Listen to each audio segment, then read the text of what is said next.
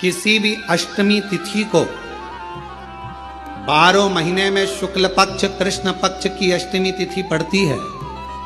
यदि किसी भी अष्टमी तिथि को अगर किसी ने नियम बनाया 5 अष्टमी का, 8 अष्टमी का, 7 अष्टमी का, एक कनेर का पुष्प शिवजी के शिवलिंग को समर्पित करना, अशोक सुंदरी के स्पर्श करना, और जो जलाधारी होती है, जैसे ये शिवलिंग है, ये जलाधारी है, तो पहले शिवलिंग पर स्पर्श, फिर अशोक सुंदरी का स्पर्श, फिर जलाधारी पर कनेर का पुष्प शिव जी की ओर मुख कर कर, अर्थात जैसे मानो ये कनेर का पुष्प है तो ऐसा शिवलिंग का स्पर्श करते हुए जलाधारी पर जो समर्पित करता है, भगवान शंकर उसके मन की कामना को पूर्ण जरूर करते हैं। एक कनेर का पुष्प। नरेन ने बोला, लक्ष्मी आज शनिवार का दिन है, जिस दिन अपन इस दरिद्रता से मिलने के लिए पीपल के पेड़ के नीचे आए हैं।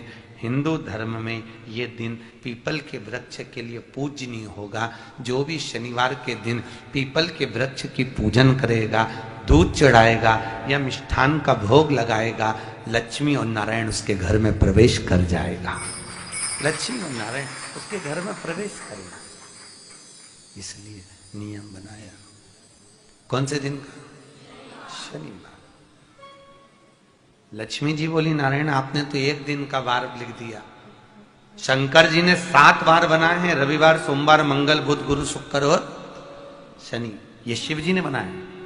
अब एक दिन आपने अपना बना लिया, बाकी के दिन अगर कोई इस पीपल के वृक्ष के नीचे आएगा और यहां तो दरिद्रता बैठी है, तो उसका क्या होगा? भगवान नारायण बोले, सुन दरिद्रता, तेरे से एक विनती है, अगर कोई भी मनुष्य इस पीपल के पेड़ के नीचे अगर 7 दिन में आता है और उसके हाथ में अगर कोई सामग्री होती है तो तू उसके घर में प्रवेश नहीं करेगी।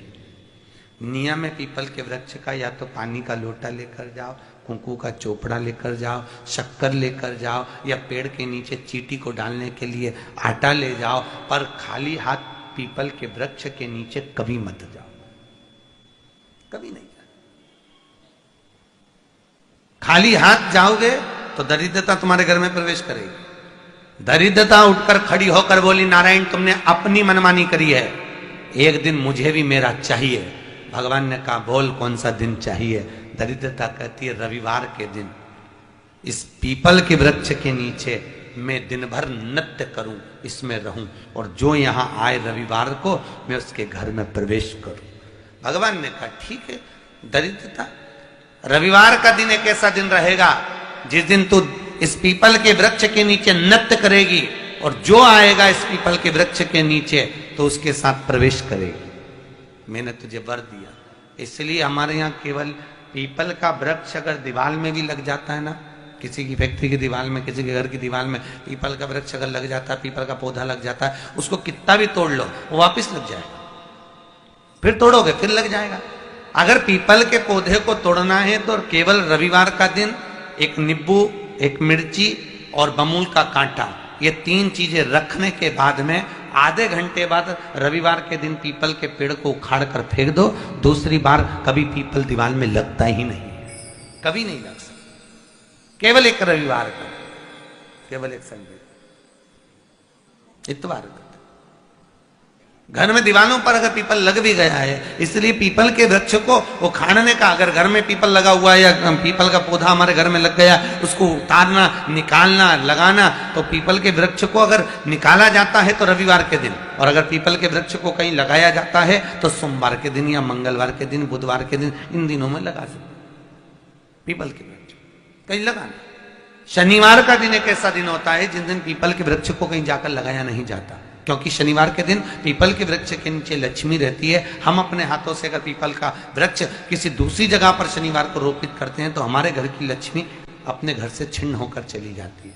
इसलिए शनिवार के दिन पीपल लगाया नहीं जाता, किसी के घर जाकर उसको वापस पलटा नहीं जाता। लग गया उसको प्रभु मेरी धर्म पत्नी को कहाँ रखूं आप बताओ? वो तो जहां यज्ञ होता है, अनुष्ठान होता है, दान होता है, पुण्य होता है, सत्कर्म होता है, वहां जाने को तैयार नहीं। अब करूं क्या? भगवान ने बोला एक काम करो। दुर्वासा जी बोले जिसके यहां रात्रि में बर्तन झूठे पड़े रहते हो, उसके घर में इस दरिद्रता को लेकर तुम प्रवेश कर जाना। जिसके यहां रात्रि में बर्तन झूठे पड़े हो, वहां लेकर प्रवेश कर जाओ। दूसरी जगह दुर्वासा जी बोले, जो स्त्री घर में दोपहर के समय पर सो रही हो, उसके घर में इसको लेकर प्रवेश कर जाइए। जो स्त्री दोपहर के समय में घर पर सो रही हो, इस दरिद्रता को लेकर प्रवेश कर जाइए। तीसरा, जिसके यहां पर दरवाजे पर कांटे वाले पौधे लगे हों, उस घर में इस दरिद्रता को लेकर प्रवेश कर जाइएगा। दरिद्रता, कितनी सुंदर बात कही है। दाता और विधाता, कौन कौन? दाता और विधाता। लक्ष्मी और दरिद्रता के सगे भाई हैं। कौन कौन? दाता और विधाता। दाता को फिटकरी प्रिय है, विधाता को नमक प्रिय है। ये दोनों हमेशा लक्ष्मी को और दरिद्रता को, दोनों को समझाते थे, दोनों में प्रेम बढ़ाते थे। आज भी हिंदू धर्म की रीति है। यहां तो ठीक है, जिसके यहां पर भी अगर थोड़ी सी भी परेशानी होती है, थोड़ा सा क्लेश होता है, अशांति होती है, लक्ष्मी नहीं टिक रही हो, काम नहीं बन रहे हो, बहुत प्रयास करा जा रहा हो और हमारा कार्य नहीं होता, तो क्या करते हैं? फिटकरी और नमक को पानी में डाल देते हैं और घर में पोछा लगा देते हैं। आप लोगों ने आजकल फेसबुक पे भी पढ़ा होगा, व्हाट्सएप पे भी पढ़ा होगा। तो क्यों लिखा उसमें? उसका कारण ही केवल ये है कि दाता और विधाता की प्रियता उसमें।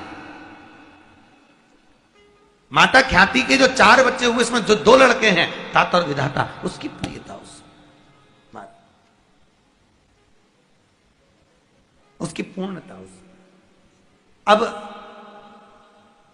दुर्वासा जी बोले अपनी धर्म पत्नी को वहां लेकर, जहां कांटेदार पौधे लगे हों, वहां पर लेकर प्रवेश कर जाइए।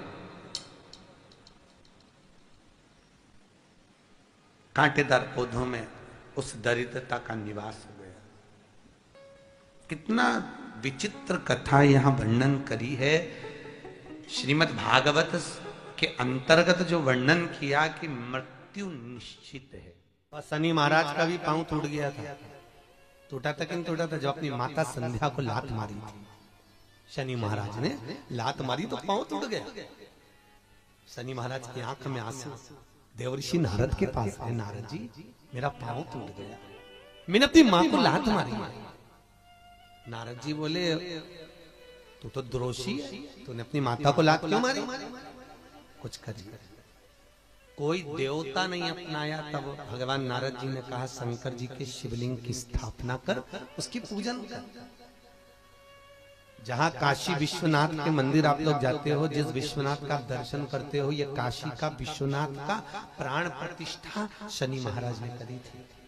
शनि महाराज के हाथ का शिवलिंग है, और शिवलिंग की स्थापना कर कर शनि महाराज ने भगवान शंकर से मांगा। शिव जी प्रकट हुए, मांगो शनि, तुमको क्या चाहिए? शनि महाराज ने कहा, मेरा पांव टूट गया, आप कृपा करिए। भगवान शंकर ने कहा, शनि तूने मेरा भजन करा है, जा, तेरा पांव तो जुड़ेगा, पर पांव में थोड़ी लचकता तेरी बनी रही।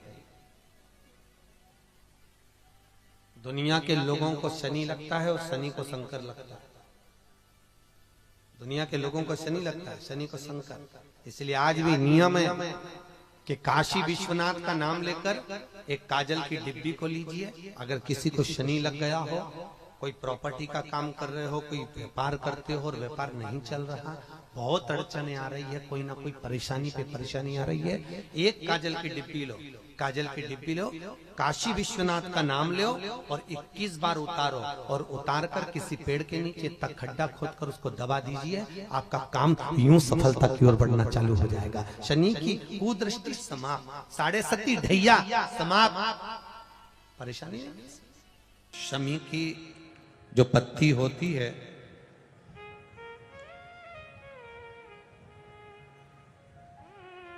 शमी की जो पत्ती होती है, एक पत्ती में जितनी पत्तियां लगी होती हैं और एक पत्ती के अंदर, जरा ध्यान देंगे, जैसे इस पत्ती में ढेर सारी पत्तियां लगी हुई है, उस पत्ती में से भी एक पत्ती तोड़ोगे और एक पत्ती तोड़ने पर उस पत्ती को भी अगर गिनोगे तो उसमें बहुत सारी पत्तियां होती हैं।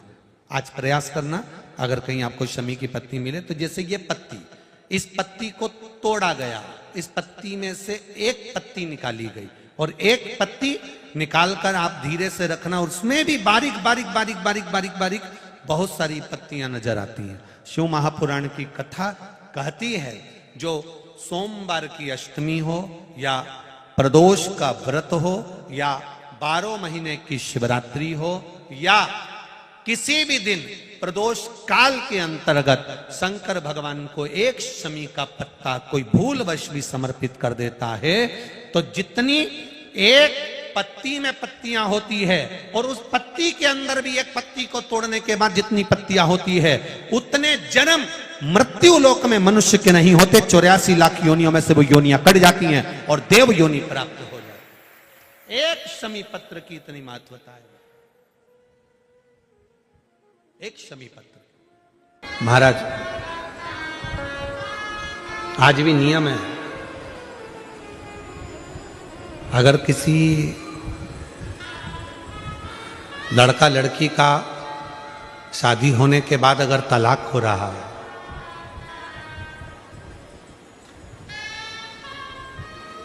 लड़की